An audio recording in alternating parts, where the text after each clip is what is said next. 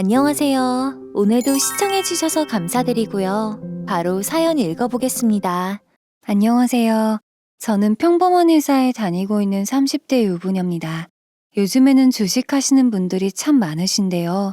예전에야 주식이라고 하면 전문적으로 공부한 사람들만 하거나 돈이 좀 있는 사람들만 한다고 했지만 요즘에는 누구나 다 쉽게 접근할 수 있는 재테크 방법 중 하나이기 때문에 너도 나도 소자본으로 투자를 하면서 자산을 불려나가는 것 같습니다. 주식의 주자도 모르고 관심도 없었던 저에게도 운 좋게 좋은 정보를 알게 되어서 조금 큰 수익을 얻게 되었습니다. 하지만 행복은 잠시라고 했던가요? 주식 때문에 집안이 망하거나 좌절하는 사람을 보긴 했어도 심지어 망한 것도 날려먹은 것도 아니고 이 주식으로 난 수익 때문에 온 집안이 발칵 뒤집힐 줄 누가 알았겠습니까? 더군다나 그게 시댁 식구와 연관된 일이라면요. 형수, 그렇게 안 봤는데 아주 불려오시네요. 집에 사람이 잘못 들어와도 한참 잘못 들어왔네. 네, 맞습니다.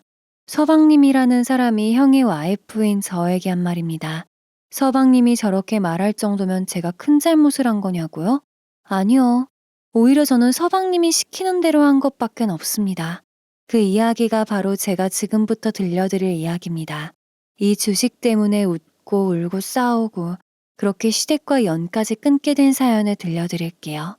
남편은 저와 마찬가지로 평범한 회사에 다니고 있는 사람입니다. 모난 곳이 없고 매사에 느긋하고 여유 있는 모습이 좋아서 결혼했습니다. 저희 부모님은 이미 일찍부터 노후 준비를 마친 상태셨기 때문에 저에게 결혼에 대한 재촉도 하지 않았고 경제적으로 독립하고 결혼을 한 뒤에도 그 어떤 터치를 한다거나 도움을 요구하신 적도 없었습니다. 하지만 시댁은 조금 달랐어요. 결혼할 당시 시댁에 방문했을 때는 겉으로 얼핏 보기에는 저희 집과 차이가 없어 보였습니다. 하지만 연세가 조금 있으심에도 아직까지 일을 하시는 시부모님을 보면서 조금 마음이 무거워지긴 하더라고요. 그래도 사랑하는 남편의 부모님이기 때문에 크게 신경 쓰지 않았죠. 자식이 저 하나밖에 없는 부모님과는 다르게 남편은 남동생이 하나 있었기 때문에 부담이 크게 되지도 않았습니다. 무엇보다 남편이 결혼하기 전에도 하고 난 후에도 시댁 일로 크게 스트레스를 주는 일이 없었기 때문에 별다른 불만은 없었습니다. 그냥 우리끼리 알콩달콩 살면 되지. 남한테 피해 안 주면서 너무 걱정하지 마, 자기야. 오히려 남편이 그렇게 나오니 제가 더 시댁에 잘하려고도 하고 가끔 무뚝뚝한 남편 대신 혼자서 시댁에 찾아가서 시어머님 말동무도 해드렸습니다. 그때 당시에는 미혼이었던 도련님과도 나름 허물없이 지내곤 했었습니다. 물론 그런 저를 시부모님과 도련님도 반겨주시고 좋아해 주셨고요. 그러다 도련님이 결혼하게 되면서 식구가 하나 더 늘게 되었습니다. 저는 오히려 무뚝뚝한 남편과 조금 와일드한 도련님하고만 지내다가 어찌 보면 저와 같은 처진 동서가 생긴다고 하니 오히려 더 신나면서 설레이기도 했습니다. 실제로 동서는 밝은 인상에 쾌활한 성격으로 금세 시댁에 적응하고 스며들기 시작했습니다. 하지만 제가 말씀드렸던 대로 행복은 잠시라고 했던 말 기억하시나요? 정말 잠시뿐이었었던 것 같습니다. 바로 서방님 부부 문제였는데요. 어느 날 남편에게서 퇴근길에 연락이 왔습니다. 저는 이미 집에 도착한 상태였고 남편은 집으로 오는 길이었어요. 잠시 시댁에 가봐야 할 것 같다는 연락이 왔는데 무슨 일이냐고 물어봤습니다. 그러자 서방님 부부가 시댁에 와서 대판 싸우고 있다는 시어머님의 연락을 받았더랍니다. 운전 중이라고 하면서 상황 설명을 디테일하게 하지 못한다며 당황해 하셨죠. 저녁은 혼자 먹어야 할 것 같다고 미안하다고 말하는 남편에게 무슨 일인지 걱정이 되어 저도 시댁으로 바로 넘어간다고 했죠. 시댁에 가보니 집안이 난리가 나 있더라고요. 동서는 주저앉아서 울고 있고 시아버님은 베란다에서 연신 담배만 피워대고 있었습니다. 시어머님은 안절부절하면서도 잔뜩 화가 난 표정으로 동서와 서방님만 번갈아가며 쳐다보고 있었고요. 서방님은 그런 동서와 시어머님은 아랑곳하지도 않은 채 집안을 돌아다니며 씩씩거리고 있기 바빴습니다. 그렇다고 그걸 회사에 소문을 내? 어? 남편 망신을 줘도 유분수지. 네가 그러고도 내 마누라라고 할 수 있어? 마누라? 마누라? 내가 네 마누라기는 하니? 그 기집애가 마누라가 아니고? 동서는 악에 받쳐 서방님 앞에 서서 고래고래 소리를 지르며 저 말을 마친 뒤 다시 주저앉아서 신세한탄을 하기 시작했습니다. 일단 너무 흥분해 있는 동서와 서방님을 달래는 것이 우선이라고 생각했죠. 저는 동서를, 남편은 서방님을 데리고 각자 케어를 하면서 달래기 시작했어요. 상황이 조금 진정이 된 뒤 자초지종을 들어보니 가관이었습니다. 서방님이 몰래 만나는 여자가 있었답니다. 맞습니다. 바람이 난 거죠. 근데 그걸 알게 된 동서가 너무 억울하고 화가 나서 그대로 넘어갈 수 없다고 분노했다더군요. 그렇게 서방님이 바람핀다는 증거를 악착같이 수집을 한 뒤에 그걸 서방님이 다니는 회사에 뿌려버린 겁니다. 더군다나 서방님이 바람핀 상대 또한 같은 회사 직원이었으니 회사가 뒤집히는 건 뭐 말 다 한 거죠. 무엇보다 그 바람난 여직원 또한 유부녀이기 때문에 파장은 더 커졌습니다. 요즘같이 스마트폰 하나로 모든 정보를 알 수 있는 세상에 이 일이 비단 회사 사람들만 알게 되었을까요? 당연히 인터넷은 물론이고 SNS나 유튜브 등 빠른 속도로 퍼져나갔고 모자이크만 했을 뿐이지 서방님과 내연녀의 신상 공개까지 다 되었더라고요. 회사 정보는 물론이고요. 예전이야 이런 일이 생기면 회사 사람들만 알게 되니 그냥 둘 중 누구 하나 어디로 보내버리면 그만이었겠지만 요즘에는 그게 어디 되나요? 연예인이 아니어도 연예인 같은 삶을 살 수 있는 시대인데요. 서방님 바람 사건으로 회사 이미지는 큰 타격을 입게 되었습니다. 게다가 이번 일 그냥 넘어가면 회사와 관련된 거에 대한 건 다 불매를 한다느니 어쩐다느니 하면서 인터넷상에서도 말이 많았나 봐요. 저나 남편은 그런 쪽으로는 문외한이라서 전혀 몰랐고요. 그러니 회사 입장에서도 당연히 난감할 수밖에 없었던 겁니다. 결국 서방님과 내연녀 둘 다 자르기로 했던 것이죠. 이 일을 알게 된 서방님은 자신이 바람을 피웠다는 사실도 잊은 채 길길이 날뛰며 동서에게 화풀이를 한 것입니다. 그런데 당연히 동서가 물러날 리가 없으니 그대로 시댁까지 오게 된 겁니다. 동서는 친정이 지방에 있었기 때문에 저보다 더 시댁에 의지하는 면이 없지 않아 있었습니다. 그러니 이런 일이 생길 때 찾아갈 수 있는 곳이 시댁밖에 없었던 것이죠. 평소에 시어머님도 저보다 동서를 더 예뻐했었기에 동서 또한 시어머님이 자기 편을 들어줄 줄 알고 시댁으로 찾아왔던 거예요. 서방님의 이야기까지 다 듣고 난 시어머님은 오히려 동서 보고 독하다고 했다고 하더랍니다. 거기에서 동서는 울분을 참지 못하고 그대로 주저앉아 대성통곡을 한 것이고요. 서방님은 아직도 화가 가라앉지 않은 채로 길길이 날뛰고 있고 시아버님은 나 몰라라 하고 있으니 시어머님 혼자 도무지 해결할 수가 없어서 남편에게 도움을 요청했던 거였습니다. 일단 저와 남편의 합세로 인해서 동서와 서방님의 감정이 조금 누그러진 것 같아서 다시 거실에 둘러모여 앉았습니다. 서방님, 아무리 그래도 잘못한 건 서방님이시잖아요. 동서 행동이 조금 극단적이긴 했어도 얼마나 억울하고 화가 나면 그랬겠어요.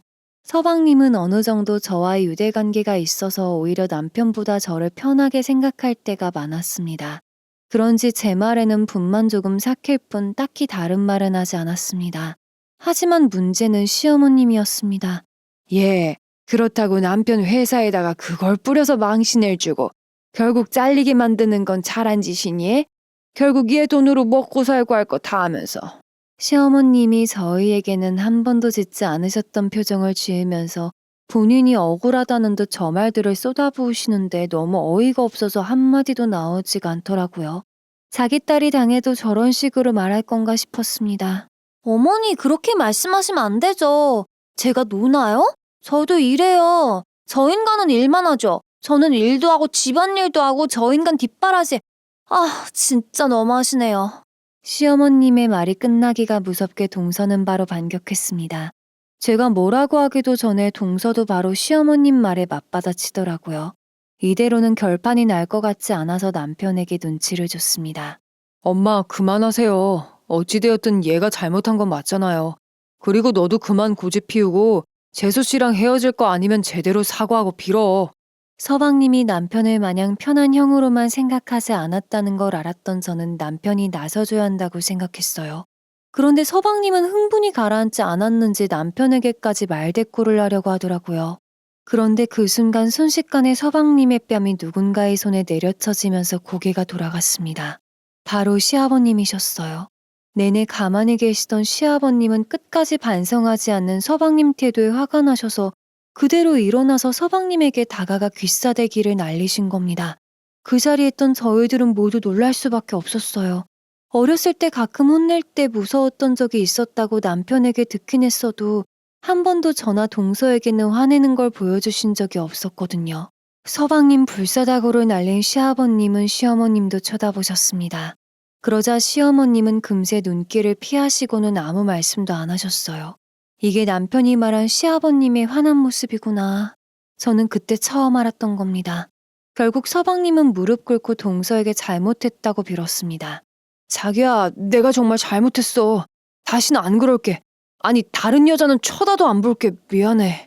서방님이 무릎 꿇고 비는 모습을 보면서 시어머님은 눈물을 훔치시더라고요. 동서는 시아버님을 등에 업은 채 약간 의기양양해진 채로 서방님을 째려보았습니다. 다른 시각에서 시어머님의 표정과 눈물을 본 저는 조금 소름이 끼쳤었죠. 아무튼 그렇게 서방님 부부의 바람 사건은 어떻게 유야무야 일단락이 되었습니다. 다행히도 서방님의 바람은 정말 말 그대로 불장난이었던 건지 금세 동서에게 다시 예전처럼 잘하면서 잘 지냈습니다. 하지만 문제는 서방님의 직장이었습니다.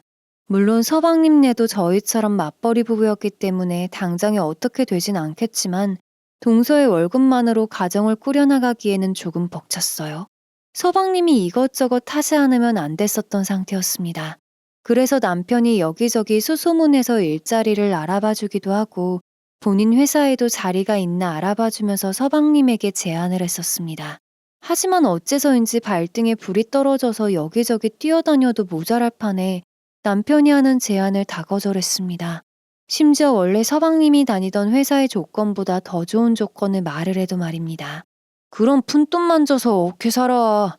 나는 나대로 그냥 이렇게 살래. 신경 쓰지 마. 저는 내심 서방님에게 무슨 일이 생긴 건가 해서 걱정했지만 좋은 조건도 거절하는 서방님을 보면서 남편은 그럴 줄 알았다면서 혀를 끌끌 차더라고요. 저는 결혼하고 나서 서방님이 자리를 잡고 회사를 잘 다니는 모습만 봐서 그런지 원래는 한량도 그런 한량이 없었다고 합니다. 일하는 것도 싫어하고 어떻게든 한탕 해볼 생각만 한 거죠. 이것저것 돈 든다고 하면 홀려서 안 해본 것도 없이 사고도 많이 쳤다고 합니다. 잘린 회사도 남편의 도움으로 어찌저찌 겨우 들어갔던 거였습니다. 잘 다니고 진급도 곧잘해서 정신 차린 줄 알았던 거죠. 이번에도 남편이 도우려고 했더니 어디서 듣고 왔는지 자기는 이제 주식으로 돈을 벌어보고 싶다고 하더랍니다. 저만큼이나 남편 또한 그런 곳에 관심도 없고 잘 알지도 못했습니다. 요즘 사람처럼 작게 하고 싶은 투자만 하는 것이 아닌 본격적으로 주식을 하게 되어서 잘못되면 그냥 망한다는 것쯤은 잘 알고 있었어요. 저와 남편은 서방님에게 잘 생각해서 했으면 좋겠다고 타일렀습니다. 서방님은 이미 뭐에 홀린 듯이 남아있던 돈으로 주식을 본업으로 삼는 사람처럼 집에 컴퓨터를 사들이고 사무실처럼 꾸며놓고 본격적으로 시작했습니다. 저는 이때 살짝 염려가 돼서 남편에게 말하기도 했어요. 자기야, 서방님 너무 무리하시는 거 아니야? 너무 급하게 진행하시는 것 같아. 거기에다가 내내 서방님이 안쓰러우셨던 시어머님은 무언가를 해보겠다는 마음이 기특했던 건지 뭔지 적극적으로 서방님을 지원해주기 시작하셨습니다. 거기에 당연히 서방님의 어깨는 올라가고 기세등등해진 건 말할 것도 없었습니다.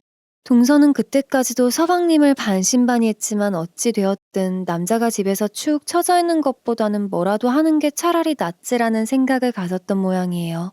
그렇게 서방님은 자신을 지원해주는 가족 덕분에 본격적으로 주식을 시작하게 되었습니다. 그런데 저와 남편의 걱정과는 달리 서방님의 투자 수완이 나쁘지가 않았습니다. 운이 좋았던 건지 정말 서방님의 실력인 건지는 모르겠지만 수익이 꽤 잘 나오기 시작했으니까요. 그냥 한두 번 좋았으면 운이었겠거니 했는데 이상하게 서방님이 손대는 주식마다 상승하고 수익이 나기 시작했습니다. 진짜 서방님의 천직은 주식이었던가 싶을 정도의 생각이 들기 시작했습니다. 멀리서 지켜보는 저도 이런 생각이 드는데 바로 옆에서 지켜보는 동서는 어땠겠습니까? 본인 남편이 그렇게 승승장구하는 모습을 보니 자신이 가만히 있으면 안 된다는 생각이 들었던 것 같습니다. 더군다나 그 무렵에는 서방님도 직장에 대한 스트레스도 없던 시기였죠.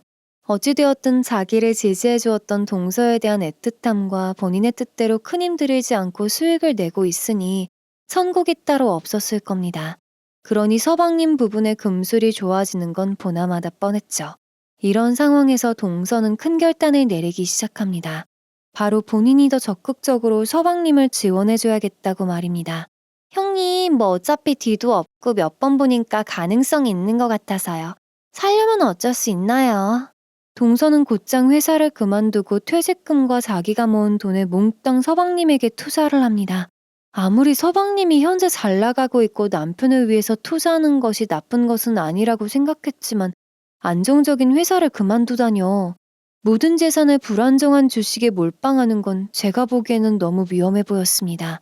하지만 제가 말한다고 어디 듣겠나요? 그냥 저와 남편은 지켜보는 수밖에 없었습니다.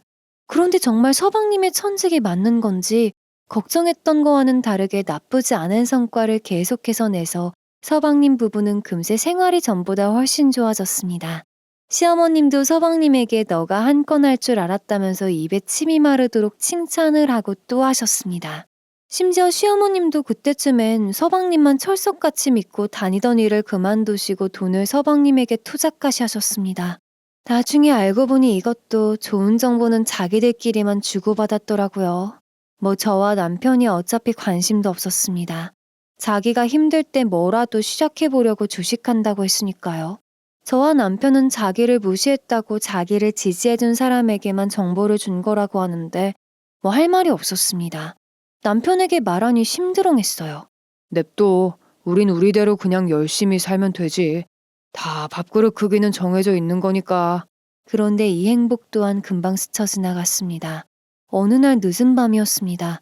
주식이 잘 된 이후로는 연락 한 번 안 하던 동서에게서 전화가 왔습니다. 의아하면서도 전화를 받았는데 본인이 지금 경찰서라고 하더라고요.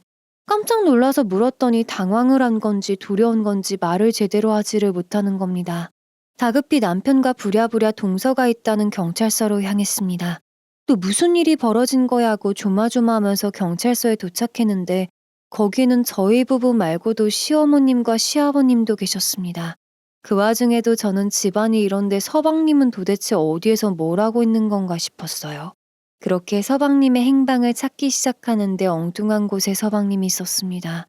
바로 조사를 받는 의자인 형사 맞은편에 서방님이 고개를 푹 숙인 채 앉아 있었습니다.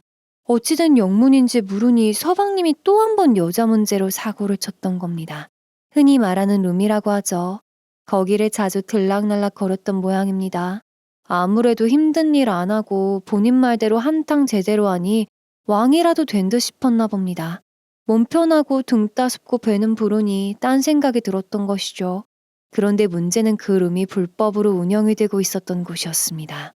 그런 곳 가는 사람들은 잘만 피해서 다닌다고 하는데 서방님은 주시고는 있어도 그런 후는 없었나 봅니다. 몇 번 가서 재미 붙인 서방님은 이날도 어김없이 룸에 방문을 했고 여자들과 신나게 놀고 있었는데 불법 단속에 딱 걸리고 만 것입니다. 더 웃긴 건 늘 같이 다니던 주식하는 모임에 사람들이 있었는데 그날따라 그 사람들은 안 가고 서방님만 갔었던 것입니다. 알고 보니 이것도 가끔 자기만 즐기고 싶어서 혼자서만 간 적도 있었다고 합니다. 하지만 운이 나쁜 걸 떠나서 그냥 재미 들려서 눈에 보이는 게 없었던 것 같습니다. 아니, 그냥 술 한잔 했을 뿐이에요. 왜 저만 갖고 그러시는 건데요? 반성이라곤 일도 없는 모습이었죠. 시어머님은 시아버님과 동서의 눈치를 살피면서 서방님을 나무라는 것처럼 보였었죠. 사실 제 눈에는 그저 시아버님이 서방님을 또 때리지는 않을까 싶어서 일부러 선수쳐서 자신이 혼내는 것처럼 보일 뿐이었습니다. 하지만 이 상황에서 유독 피해자라고 할 수 있는 동서만이 침착한 모습이었습니다. 시아버님이야 원래도 딱히 감정 표현하지 않으시고 무뚝뚝하게 애쓰셔서 그러려니 했어요. 그런데 동서의 모습은 정말 의였습니다. 혹시 너무 충격을 받아서 저러나는 걱정까지 들 정도였으니까요. 동서가 의외로 의연한 태도를 일관하니 서방님이 오히려 동서의 눈치를 보기 시작했습니다.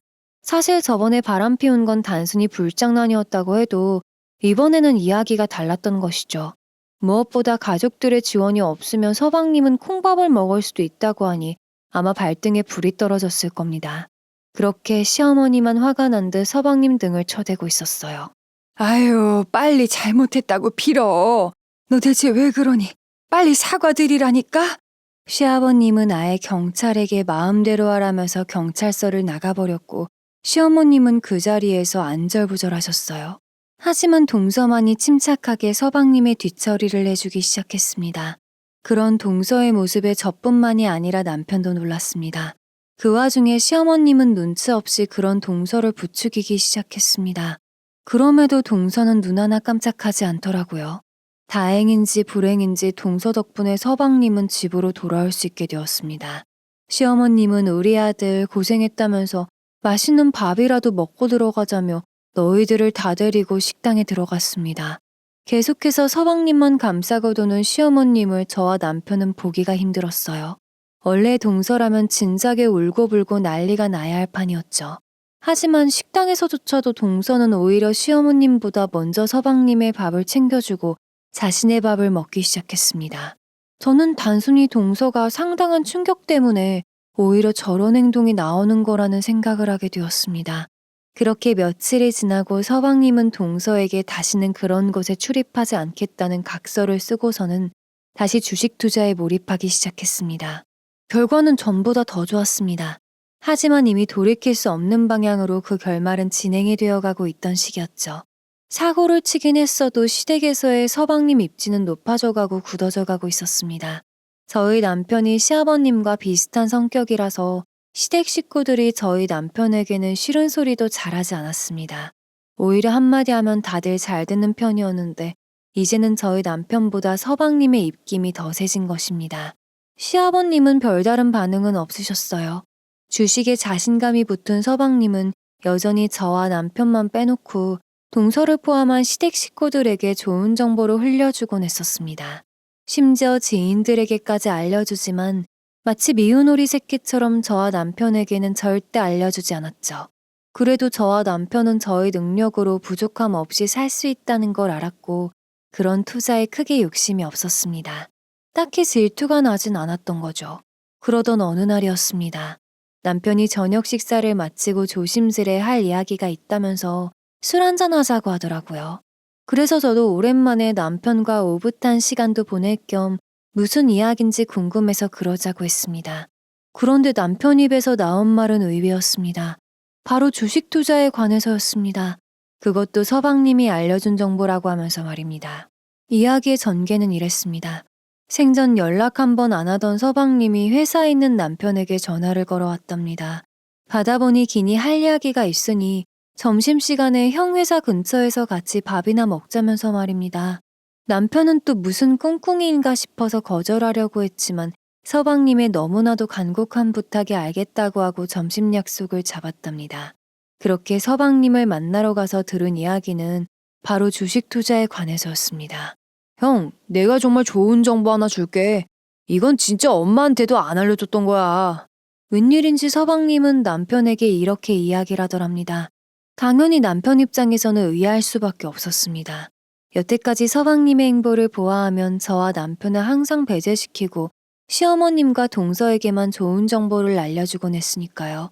도무지 무슨 꿍꿍인지 모르겠더랍니다. 그래서 우회적으로 말하는 걸 못하는 남편은 바로 서방님에게 무슨 꿍꿍이냐고 물어봤더랍니다. 서방님은 형제 사이에 무슨 꿍꿍이냐고.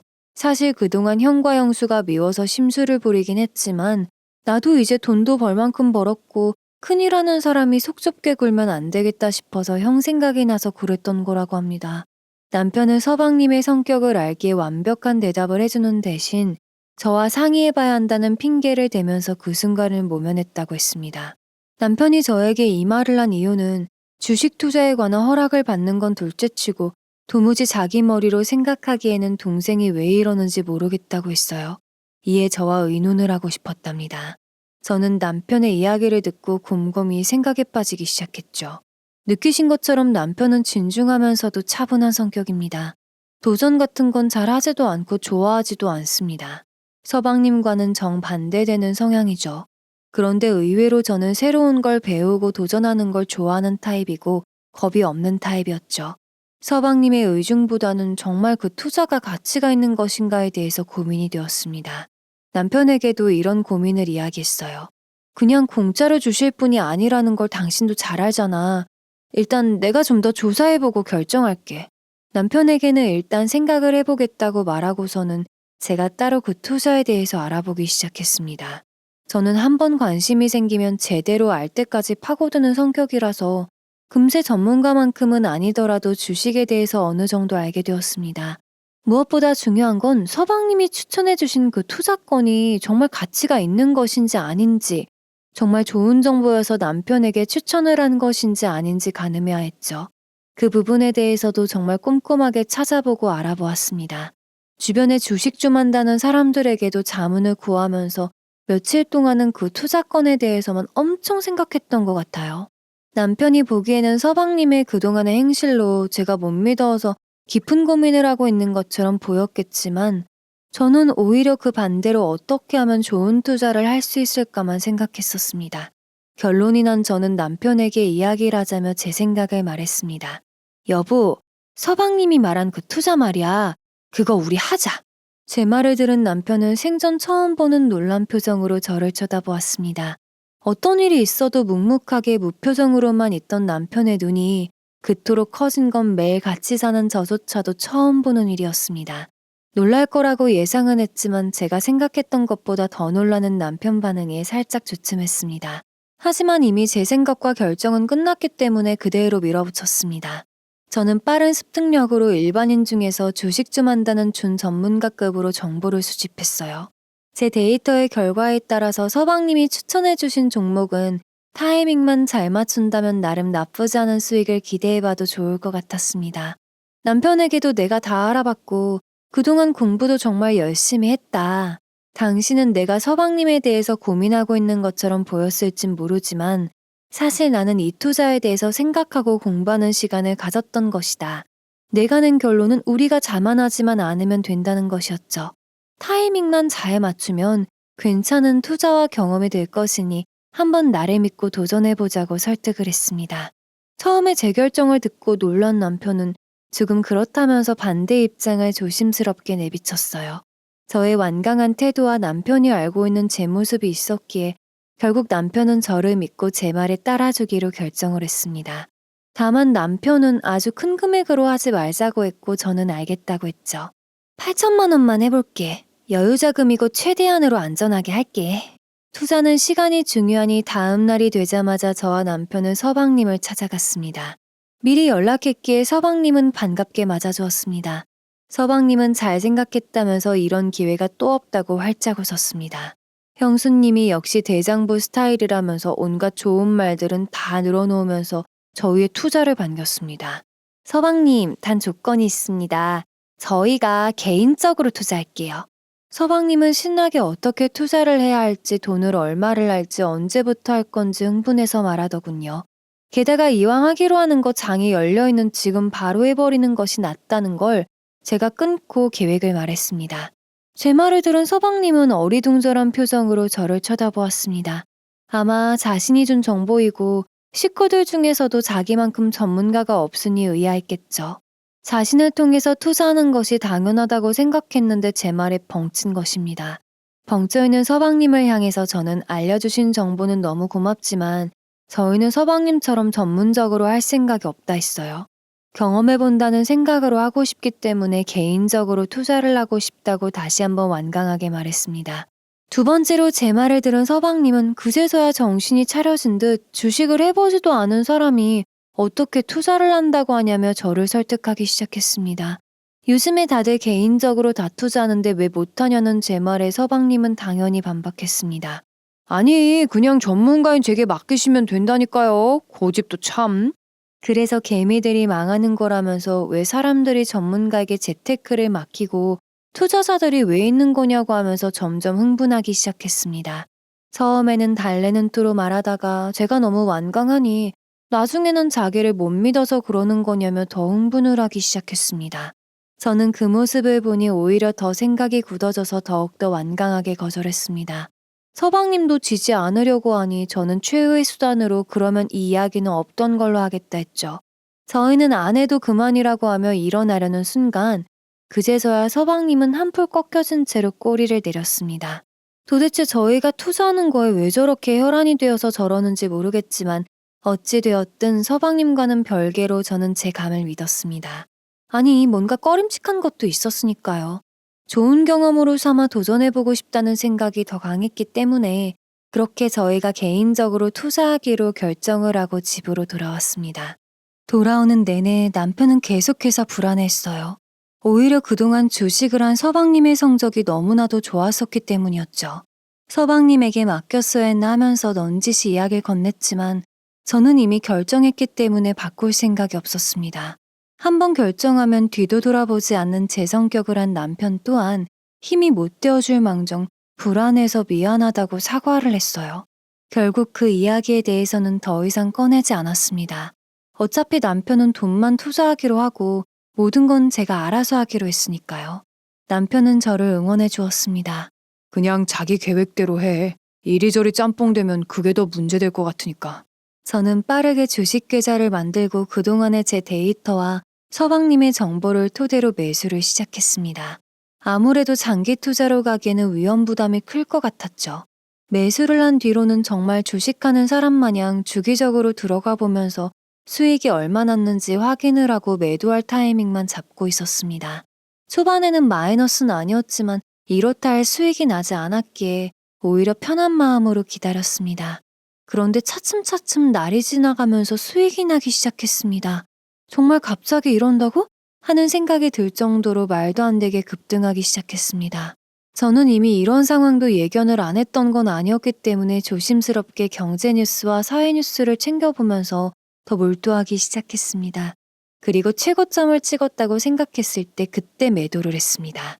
다행히도 제 생각이 일치했는지 얼마 후부터는 하락세를 타기 시작하면서 처음에 생각하고 기대했던 것보다 더 큰 수익을 얻게 되었습니다. 처음엔 좀 더 욕심을 내볼까 하다가 그냥 만족하고 멈춘 게 비결이었어요. 자기야, 이걸로 끝낼게. 이것도 큰 돈인데 그만할게. 진짜 말도 안 된다는 생각과 동시에 큰 금액이 찍힌 통장을 보니 저절로 웃음이 나왔습니다. 억대의 금액이었기 때문입니다. 바로 남편에게 알렸고 남편도 정말 좋아했습니다. 그리고 당연히 이 수익은 저만의 노력으로 된 것이 아니었기에 남편과 함께 서방님에게도 이 사실을 알렸습니다. 이런 좋은 투자 정보였다면 당연히 서방님도 투자를 해서 큰 수익을 벌었을 거라고 생각했으니까요.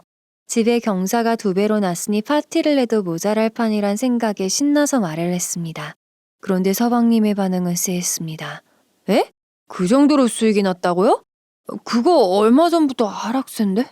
서방님은 말도 안 된다는 듯이 수익이 난 거에 전혀 기뻐하지 않았습니다.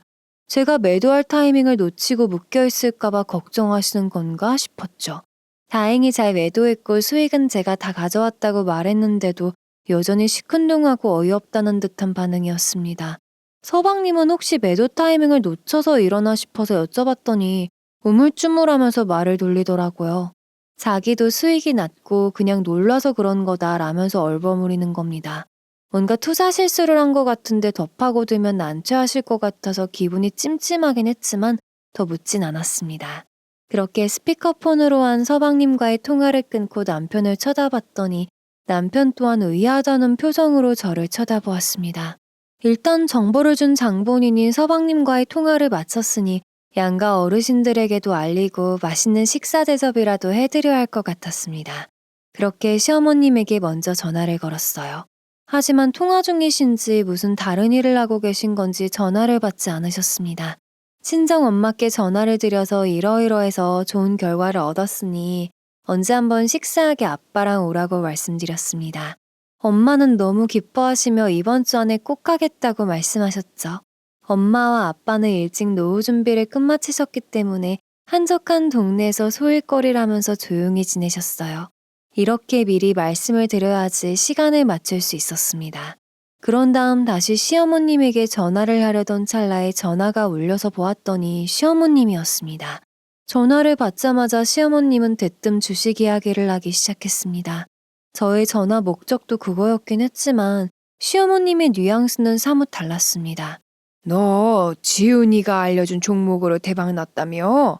아, 어머니 들으셨어요? 제가 먼저 알려드리려고 전화했는데 안 받으시더라고요. 대박까진 아니에요. 그냥 조금 큰 수익을 얻게 되었는데 저희가 식사 대접해드리고 싶어서요. 서방님이 수익을 낼 때는 그렇게나 좋아하셨던 분입니다. 같은 아들이니 아무리 제가 있다고 해도 남편의 돈도 들어가서 좋아하실 줄 알았어요. 그런데 식사 대접을 한다고 해도 반응은 영 뜨뜻미지근했습니다. 오히려 저에게 우리에게 식사 대접할 게 아니라 서방님에게 뭘 해줘야 하는 거 아니냐고 하질 않으시나. 그걸 왜 서방님을 통해서 하지 않고 너희끼리 했냐. 그게 식구냐 하면서 되려 저를 나무라는 것이었습니다. 서방님 통화부터 남편과 같이 들으려고 스피커폰으로 통화를 하고 있었어요. 시어머님이 한마디 한마디 할 때마다 남편의 표정도 같이 굳어져 가면서 어찌할 바를 모르더라고요. 아마 저에게 민망해서 그랬던 것 같습니다. 저도 그런 남편을 보면서 표정 관리를 하고 좋게 말하고 싶었습니다. 하지만 시어머님이 결국 저희 엄마 아빠까지 걸고 넘어지면서 이 일이 이상한 방향으로 흘러갔어요. 그런 쓸데없는 데 돈 쓰지 말고 서방님에게 투자나라는 말에 도저히 표정 관리가 되질 않았습니다. 그 말을 들은 남편은 못 참겠다는 듯이 휴대폰을 뺏어서 제가 안 보이는 곳으로 나가버렸습니다. 결국 그 통화는 남편이 마무리를 한 채로 끝이 났지만 그날 밤에 저희는 큰 수익을 냈어도 영 기분이 찝찝한 채로 잠이 들어 했습니다. 그렇게 도대체 뭐가 잘못된지 모른 채 지내다가 친정 부모님이 오셔서 결국 저희 넷이서 식사를 하게 되었습니다. 엄마와 아빠는 당연히 너무나도 기뻐해 주셨고 그래도 투자는 안전한 것은 아니니 항상 조심하라는 말도 덧붙여 주셨습니다. 너무 욕심내지 마. 그걸로도 큰 복이다. 부모님과 식사를 하고 나니 아무리 그래도 시댁을 그냥 넘어가는 건 도리가 아닌 것 같았죠. 엄마와 아빠도 같은 생각이었기에 남편의 만류에도 불구하고 친정부모님을 보내드리고 남편과 함께 시댁을 방문했습니다. 저녁 시간이 지나 조금 늦은 시간이었기에 전화를 드리고 가려고 했지만 무슨 영문인지 시어머님도 서방님도 동서도 전화를 받지 않으셨습니다. 그렇게 그냥 연락 없이 방문을 했습니다. 시댁에 도착해서 초인종을 누르니 시어머님의 목소리가 인터폰으로 흘러나왔습니다. 제가 대답을 하니 시어머님은 놀란 듯이 웬일이냐면서 문을 열어주지 않는 것이었습니다.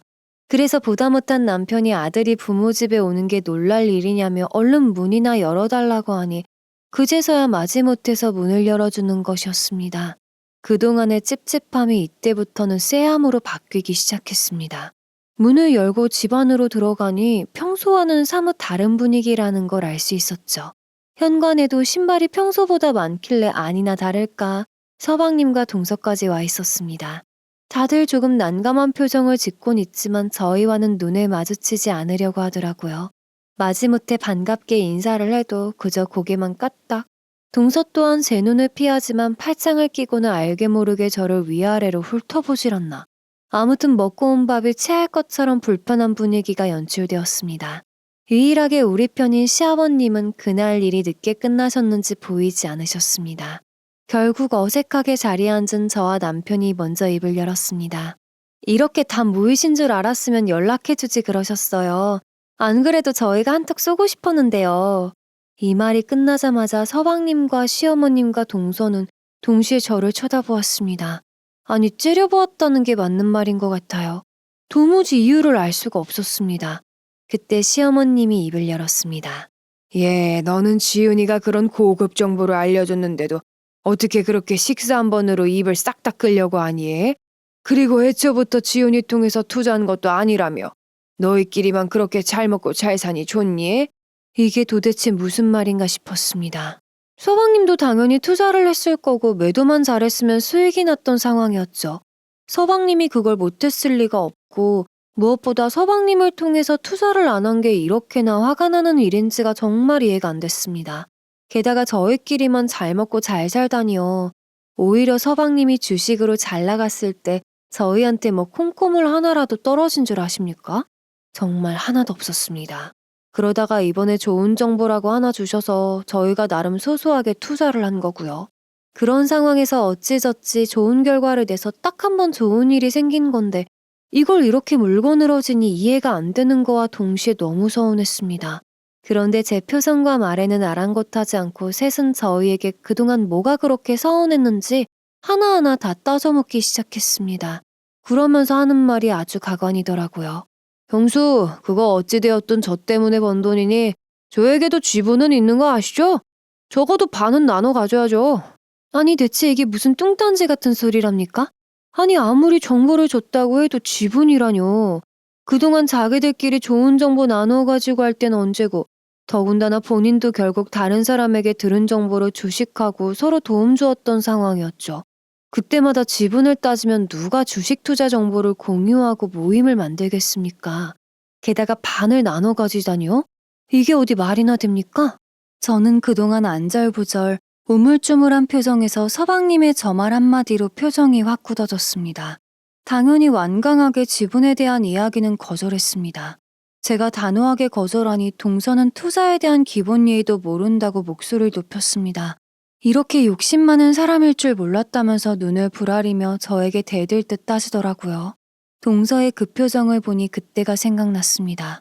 바로 서방님의 룸출입으로 경찰서를 갔던 날 말입니다. 유난히도 의연했던 동서의 모습이 걱정이 되었었죠. 저는 회사가 일찍 끝난 날에 동서 바람도 쐬줄 겸 단둘이 외식을 한 적이 있었습니다. 그때 저는 동서에게 괜찮냐고 물어보면서 바람은 한 번으로 안 끝난다고 경고했어요.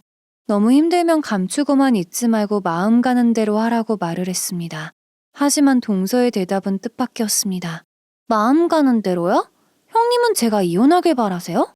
그 말은 아니었지만 그렇게 된다고 하더라도 난 동서 편이고 꾸준히 연락하고 보면서 지낼 거라는 말을 덧붙였습니다. 이혼이요? 제가 왜요? 저 인간이 이렇게나 돈을 잘 벌고 있는데 하더라도 제대로 뜯어먹고 해야죠. 저만 이렇게 물러설 순 없죠. 이 말을 하면서 썩 소를 날리는 동서의 표정을 잊을 수가 없었습니다. 정말 돈독이 올랐다는 표현이 맞을 것 같습니다. 그런데 오늘 바로 그 표정을 또 보게 된 겁니다. 게다가 제가 완강하게 나오니 시어머님은 서방님을 편을 들어준답시고 말실수를 해버렸습니다. 바로 저희에게 알려준 투자건에 대해서였죠. 알고 보니 그 투자 정보는 굉장히 위험한 종목이었어요. 위험한 만큼 잘만 한다면 수익도 대박이 나는 그런 정보였습니다. 그래서 이 투자건을 서방님은 너무나도 해보고 싶었지만 자기 돈을 투자해서 날려버리기에는 아까웠던 것이죠. 그렇게 서방님은 저와 남편을 떠올렸던 겁니다. 저에게 말하면 더 반응이 빨리 올 걸 미리 짐작했던 겁니다. 어차피 남편을 통해서 제 귀에 들어가면 제가 더 신중하게 고민하고 투자를 할 수 있을 거라는 예상을 했었고 그 예상이 맞아떨어진 것이었죠. 하지만 서방님이 간과했던 게 하나 있었습니다. 바로 저라는 존재였죠. 주식의 주자도 모르는 제가 혼자 할 수 없다고 생각해서 자신을 통해서 무조건 투자를 할 거라는 생각이었습니다. 아무리 저를 편하게 생각하던 시절이 있었다고는 해도 너무 앞서갔던 서방님이었어요. 시댁에서만 보던 저의 모습으로 저에 대해서 다 알지 못했던 서방님의 실수였던 것이죠. 어차피 되지 않을 거라는 생각에 제가 투자하게 냅두고 본인은 사실 안전하게 갈 수 있는 종목에 이미 많은 투자를 해놓은 상태였습니다. 그냥 저희 부부에게 돈만 투자받으려는 속셈이었던 것이죠. 그걸 알고 나니 아무리 우리가 결과적으로는 수익을 냈다고 하더라도 피가 거꾸로 솟는 느낌이었습니다. 그렇게 형한테만 알려준다면서 비밀 이야기하든 말하던 서방님의 모습까지 눈에 선했습니다. 나란히 앉아있는 서방님네 부부가 그냥 돈독이 잔뜩 들린 악마 부부 같아 보였습니다. 게다가 서방님이 했던 투자는 이미 제가 투자한 종목이 상승하기도 전에 하락을 해버려서 마이너스인 상황에 묶여서 이러지도 저러지도 못하고 있었던 겁니다. 그래 어떻게 되나 보자라는 식으로 우리를 골탕 먹이려고 있었는데 되려 제가 생각보다 너무 타이밍 좋게 외도를 내서 수익이 나버렸던 것이죠. 자기는 다 잃어버렸으니 그 소식을 전했을 때 그런 반응이 나왔던 겁니다. 아니 형수, 저 때문에 돈 버셨으면 도의적으로 반은 주셔야죠. 진짜 독하시네. 서방님, 그럼 제가 손해봤으면 그 돈 메꿔주실 거였어요? 말이 되는 소리를 하셔야죠. 뒤로는 딴 꿍꿍이 계획하셨으면서 그게 형이나 저한테 할 도리예요? 제 말에 서방님은 제 눈을 피하기 바빴었고요. 이제야 모든 것들이 하나하나 다 맞춰지는 느낌이 들었습니다. 심지어 이 모든 사실을 동서와 시어머님도 알고 있었다는 것입니다. 거기에 또 한 번 배신감이 들었습니다. 저도 저지만 남편이 정말 걱정이더라고요. 남편의 얼굴을 살짝 보니 이미 굳어질 대로 굳어진 표정에 얼굴이 붉어져 있었습니다. 그렇게 우리가 어이없어 하는 표정으로 있는데 그 와중에도 새순 지분을 달라고 하며 떼를 쓰기 시작했습니다. 남편은 아무리 그래도 믿었던 가족에게 배신을 당했단 생각에 그 자리에서 벌떡 일어났어요. 단호하게 말하고는 저의 손을 잡고 시댁에서 나왔습니다. 나오는 그 순간까지도 시어머님은 남편 손에 이끌려가는 저의 반대편 손을 붙잡고 돈 내놓고 가라고 악이란 악은 다 쓰더라고요. 정말 사람이 돈에 미치면 이렇게도 되는구나 라는 생각이 들었습니다. 그렇게 시댁에서 나와 그 길로 남편은 차를 몰고 친정으로 왔습니다. 친정엄마는 놀라신 듯 보였지만 저의 표정을 보고는 이내 반겨주셨습니다. 저에게 자초지종을 들은 엄마와 아빠는 저희와 마찬가지로 어이없어하는 표정을 지어 보이셨습니다. 어쩜 사람들이 그렇게 이기적이라니. 너희에게는 그렇게 했어도 가족 간 사이는 좋아 보여서 별말은 안 했다만. 서방님의 바람 사실을 몰랐던 엄마는 항상 동서에게 잘하고 시어머님에게 잘하는 서방님을 나름 좋게 보고 있었습니다. 그래서 동서가 저에게 그런 식으로 말한 것도 감추려고 했는데 웬일인지 무뚝뚝한 남편이 서방님의 바람핀 이야기와 함께 동서가 저에게 한 언행까지 다 말을 하는 겁니다. 당연히 엄마와 아빠는 그 이야기를 듣고 길길이 날뛰셨고 남편이 옆에 있어서 험하게 말은 안 하셨어요. 하지만 굉장히 화가 난 말로 되도록이면 시댁과는 왕래를 많이 안 하는 것이 좋을 것 같다는 말을 했습니다. 엄마 또한 필요한 것이 있으면 자주 방문할 테니 무슨 일 있을 때마다 꼭 연락하라고까지 했습니다. 저는 엄마와 아빠의 반응을 이해하면서도 그래도 사람이고 같이 지낸 세월이 있는 식구인데 뭐 어떻게 하기야 하겠어 라는 마음도 있었습니다. 그냥 어쩌면 이때까지만 해도 사람으로서라도 그들을 믿고 싶었는지도 모르겠습니다. 그런데 일은 터질라면 한 번에 터진다고 했던가요? 엄마의 그 말이 머릿속에서 떠나기도 전에 뜻밖의 일이 발생했습니다. 그날따라 회사 일이 바빠서 정신이 없는데 누군가가 급히 저를 찾았습니다. 보아하니 제가 매일 출퇴근을 하면서 마주치는 경비 아저씨였어요. 저의 이름을 알고 얼굴을 알았기에 바로 제가 있는 부서로 오셔서 저를 찾았던 겁니다. 이런 일은 극히 드물기에 무슨 일인가 싶어서 여쭤봤죠. 아래에서 저를 찾는 사람이 제가 어떤 사람인지 아냐면서 제 험담과 막말은 다 하면서 행패를 부리고 난리도 아니랍니다. 저는 누군가에게 원한을 지고 산 일은 없었어요. 도무지 그게 누구인지 감이 잡히지를 않았고 떠오르는 인물도 없었습니다. 인상착의를 여쭤보니 남자 한 명과 여자 두 명이 왔다고 합니다. 여자 한 명은 조금 늙어서 제 엄마 뻘 정도 되는 사람이라고 하고 남자와 여자는 부부처럼 보이고 제 또래라고 하더라고요. 그 순간 왜 이상하게도 저는 시댁 식구들이 생각났는지 모르겠습니다. 당연히 시댁 식구들이 무슨 사채업자 마냥 제 회사에 찾아와서 난리를 피울 거라고는 상상도 못했습니다. 처음에는 짐작이 안 갔었지만 경비 아저씨의 이야기를 듣고 나니 그 순간 그냥 시어머님과 서방님과 동서의 얼굴이 떠올랐습니다. 그래서 저는 바로 로비로 내려갔습니다. 어찌 되었든 제 회사에서 저와 연관된 사람으로 인해서 일어난 일이니 해결해야겠다는 생각으로 말입니다. 남편도 근무 중이었지만 내려가면서 혹시 몰라 연락을 해놨습니다. 그런데 뜻밖에도 남편은 당신에게는 아예 갔어? 라고 하는 겁니다. 자기 회사에는 이미 자기가 파렴치한 도둑으로 묘사되면서 막말이란 막말은 다 써놓은 프린터물이 회사 건물 곳곳에 붙여 있었다고 합니다. 출근하고 줄곧 그것만 떼고 있었는데 그 순간에 저한테서 전화가 온 거였습니다. 남편은 일단 여길 대충 마무리하고 넘어갈 테니까 조금만 기다리라고 했습니다. 회사 사람들이 보고 있긴 해도 옆에 아무도 없이 저 혼자서 행패 부리는 시댁 식구들을 맞이할 생각을 하니 조금 긴장이 되더라고요. 로비로 내려가 보니 정말 가관이었습니다. 지나가는 사람에게 저에 대해 입에 담지도 못할 막말을 하는 건 물론이거니와 제 얼굴이 붙여진 전단지 같은 걸 들고 사람들에게 나누어 주면서 고래고래 소리를 지르고 있었습니다. 제가 내려온 걸 발견한 시댁 식구들은 일제히 저를 향해 손가락질을 하면서 저 여자가 이 전단지 속 여자라면서 큰 소리로 외치기 시작했죠.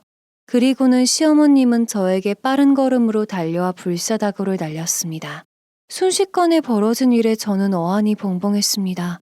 도대체 제가 뭘 잘못했고, 아니 그보다도 잘못했다고 하더라도 대체 왜 제 회사에서 이렇게 따귀를 맞아야 하는지 어안이 벙벙했습니다. 그냥 이 모든 상황들이 다 이해가 되지 않고 버겁기만 했습니다.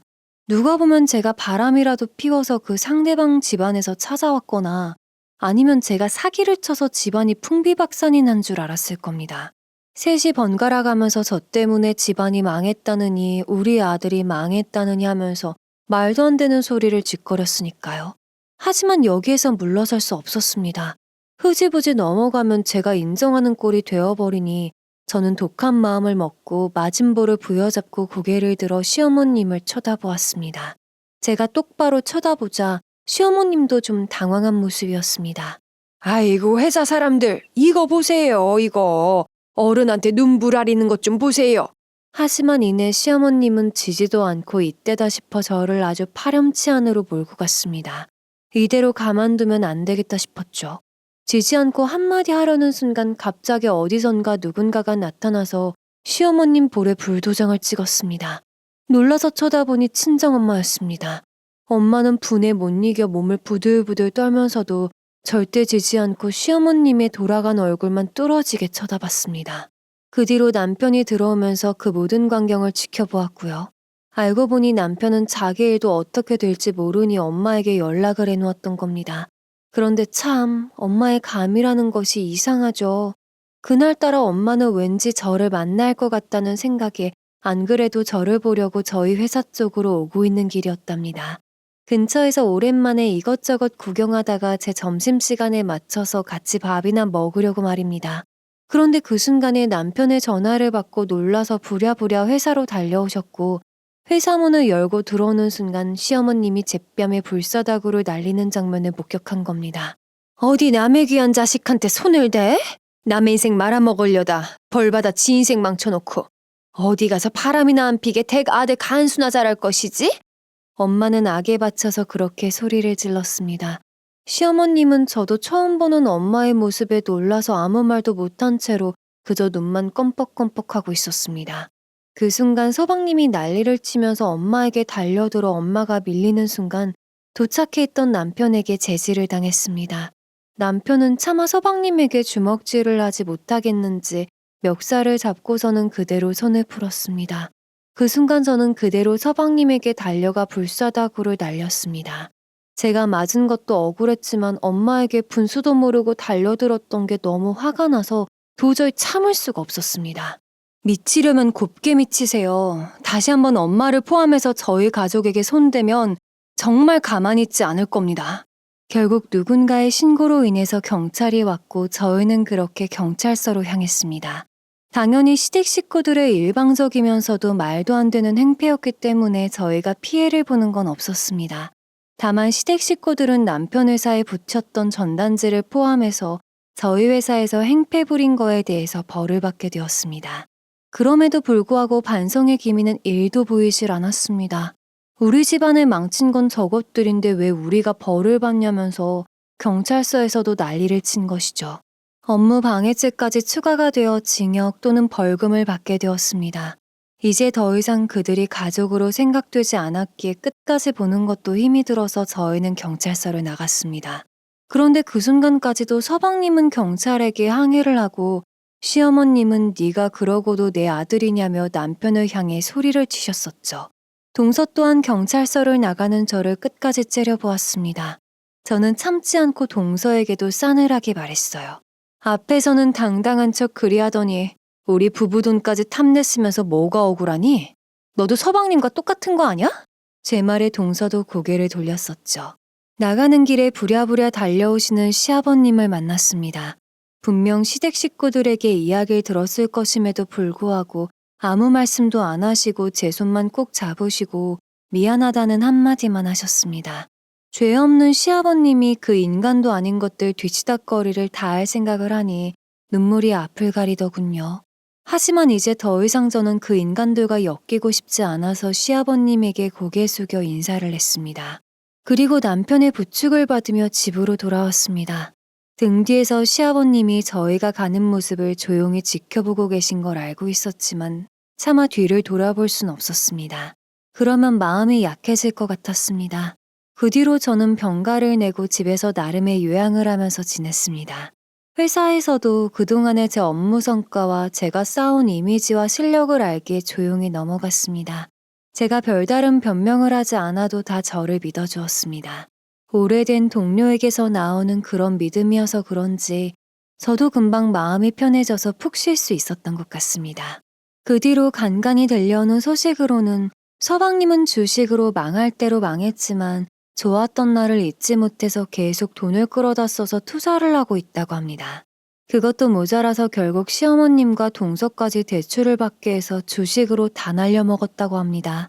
본인 뜻대로 되지 않으니 날이면 날마다 집에서 행패를 부리곤 한답니다. 위자료 한번 크게 챙겨서 책임전가로 이혼하려고 했던 동서 또한 대출이다 뭐다 발목 묶여서 결국 서방님과 매일 박터지게 싸운다고 해요. 이마저도 시댁과 가까운 곳에 살았어서 들려오던 소식이었습니다. 저희는 주식으로 큰돈도 벌었겠다. 시댁 식구에게 하도 시달려서 그 동네가 지겨워졌기에 신혼 때부터 계획했었던 이사를 했습니다. 좀 더 평수를 늘려 조용한 동네로 말입니다. 이사를 한 뒤로는 간간히 들려오던 소식도 안 들려서 뭐하고 사는진 모르지만 남편도 더 이상 시댁에 대한 말을 하지 않기에 저도 따로 말은 하지 않습니다.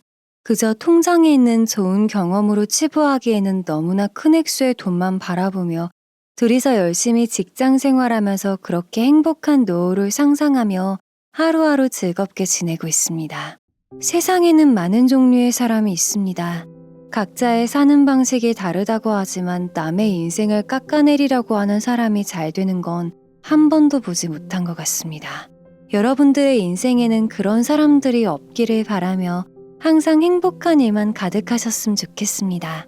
지금까지 긴 사연 들어주셔서 감사합니다. 여러분의 가정에는 평안만이 깃들길 바라면서 이만 마치겠습니다.